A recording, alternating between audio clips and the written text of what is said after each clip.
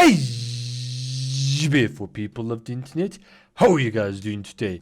Hopefully great, and welcome back to some more Warframe. So Devstream 165 has just been concluded, and as a result we did get more information on Echoes of VeilBreaker. But before we continue with the video any further, ladies and gentlemen, if you guys would like to support me or the channel any further, remember to leave a like on the video, as this does help me out substantially. Spartan click the subscribe button for more Warframe videos and streams. And also, if you guys would like to go and interact with me outside of YouTube or doing any one of my live streams, go and join a Discord server. There will be a link down in the description. Without further ado, let's get this video on the road, shall we? Okay, so we're going to be starting off strong with the Khal Mission. Now, you guys know we can go and play Khal, where he goes and does his own adventure with the fight against the Sentient, and of course freeing his fellow brethren, and of course teaming up with the Corpus. Now, as a result with these missions, we are going to be getting access to two brand new bosses. Now, I forgot what their names are, but I'll be throwing them on the screen. Now, you guys probably know exactly who I am referring to. So these two are going to be new bosses that are optional within missions. However, each boss can only be accessed to a exclusive mission. So you need to then go and play a mission called Prison Break to go and access another boss, and you need to then go and play a mission called, what was it, Junkyard or something like that, where you can go and fight another boss. When you guys are in the correct mission of that particular week, you just have to then go look around for their particular weapon, interact with it, then Khal will start using it, and then you'll then go on to a 1v1 fight. Of course, it won't be really fair on the NPC, but you are going to be a 1v1 fight against the enemy boss. Of course, you are going to be having your fellow brethren, so it's going to be relatively easy.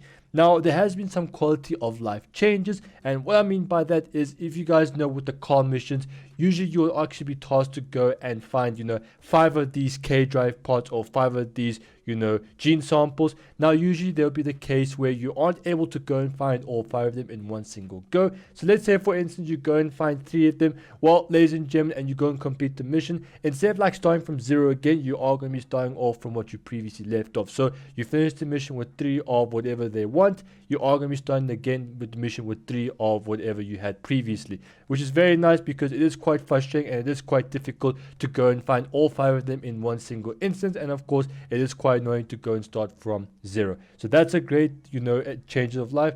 Next thing we are going to be talking about is defense missions. Now, you guys know Archon hunts. Now, mission number 2 of Archon hunts usually is in that very annoying, Earth tile state where it's massive, the enemies take forever to get there, and it's a very, very long. If you guys know, I actually made a short video about me complaining that I healed my whole team and the NPC at least 100,000 plus heals per second. Okay, maybe not per second, but in total.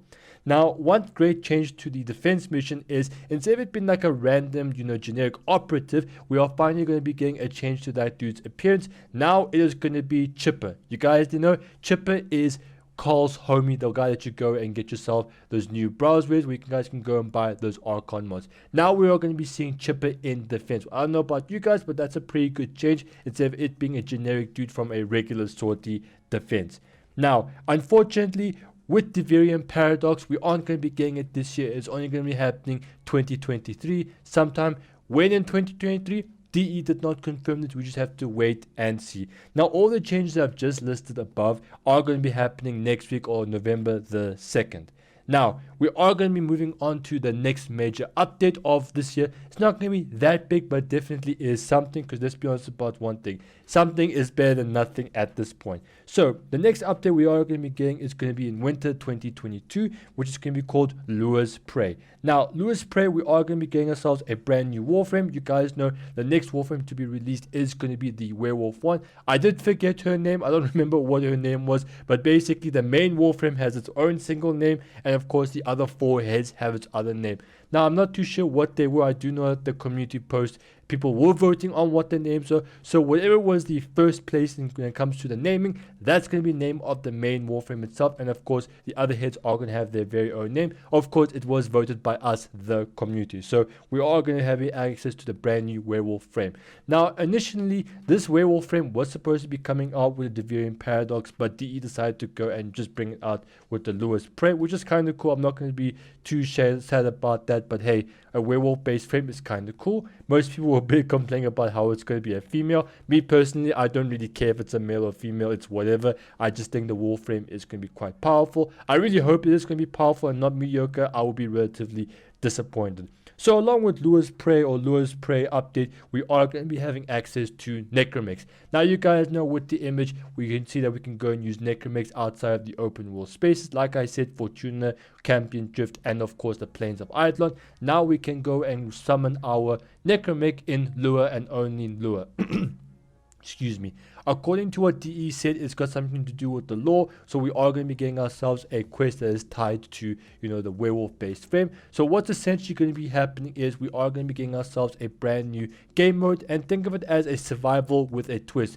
It is called Congestion. Now what's going to be happening is that in Congestion you are going to be able to then go and play like a regular survival, except now what's going to be happening is every 5 minutes, not only will you be able to go and get a piece of a brand new Warframe, that werewolf based one, you're either going to be able to get yourself either a neuroptic as systems every 5 minutes, just like how every new Warframe usually does work. But on top of that, we are going to be, or DE is going to be spawning in a brand new enemy that just makes your life a little bit hellish. What I mean by that is if you don't prioritize this enemy, then they are going to be sucking away your life force or your life support relatively quick. So obviously it's going to keep us on our toes, and of course we need to go and sprint. So there is that. They did talk about a second game mode, but we didn't really talk about what exactly it is. We're just going to have to wait and see. And in order to go and summon your Necromex, you have to then go and find this white mist in this Congestion game mode, where you guys can go and summon your Necromex there, and of course start decimating the enemies left, right, and center.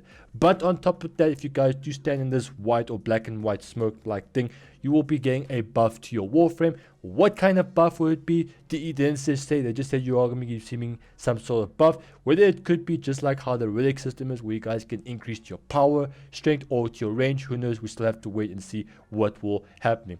We did get a close look at Zaku's deluxe skin, and I'm not going to lie to you guys, I wasn't too impressed by it, but hey, we are still going to be getting ourselves a brand new deluxe skin for Zaku. But DE did state that, hey, this is not just done yet, this is just a concept, so I'm sure it will actually look a lot better than it actually does currently look. I'm not too big of a fan of it, but hey, a skin is a skin, and of course, who doesn't like skins? And let's be honest about it. Anyway, you can really have fun now, can you? And finally, one great thing to talk about is self-damage. Now listen, self-damage is not going to be coming out anytime soon, but there is a prototype. Why I'm so happy about self-damage is Chroma finally is back with, is finally back. Because remember, back in the day, you would then go and fight the Eidolons. With the Eidolons, you'll then go and self-damage yourself. Therefore, you can just go and max out your buff relatively fast with Chroma, and therefore just go and one-shot the Eidolons. So the way that self-damage is going to be working is as follows. So the maximum amount that you can go and damage yourself with all the damage mods on, with all this multi-shot, and of course to your foot, is going to be 75%. You can't go and exceed this. The same can be said with multi-shots. Of course, if you guys then go and shoot outside or a little bit further away, then the amount of self-damage is going to be lower. So think of it as, a drop-off when it comes to, a blast radius.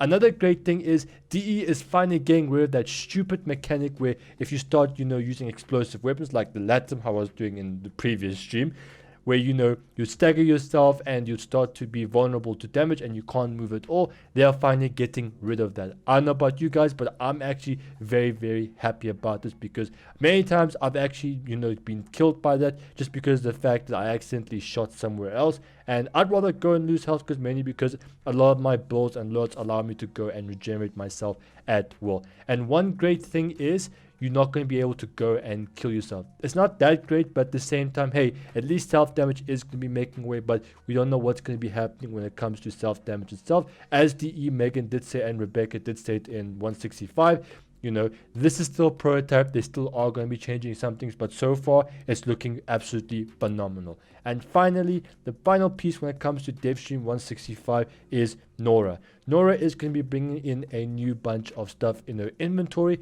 We didn't exactly take a too much look into it, but essentially we are going to be getting ourselves a brand new Necromex skin exclusively for this particular update. Lua's Lua's winter. When is it going to be coming? I reckon maybe November, December. late November or mid-December, somewhere around there. But hey, ladies and gentlemen, that is pure speculation. And of course, if you guys want to go and view the stream in your own, pace, there'll be a link down in the description, so go ahead and take a look at. So ladies and gentlemen, go take a look at the rest of my videos. There isn't really much about when it comes to Devstream 163. I was mostly excited about the Duviri paradox, but hey, it seems like DE has a lot of things to go do, with crossplay and cross save, and of course, all these new updates and all that. But hey, ladies and gentlemen, do go take a look at the rest of my videos. Of course, I'll be making more videos in the future when it comes to Warframe related stuff. I do my best to try and do some daily Warframe videos and all that good stuff. So ladies and gentlemen, do like the video, as this does help me out substantially. Spartan, click the subscribe button for more Warframe videos and streams, and also I'll make like a banana and split.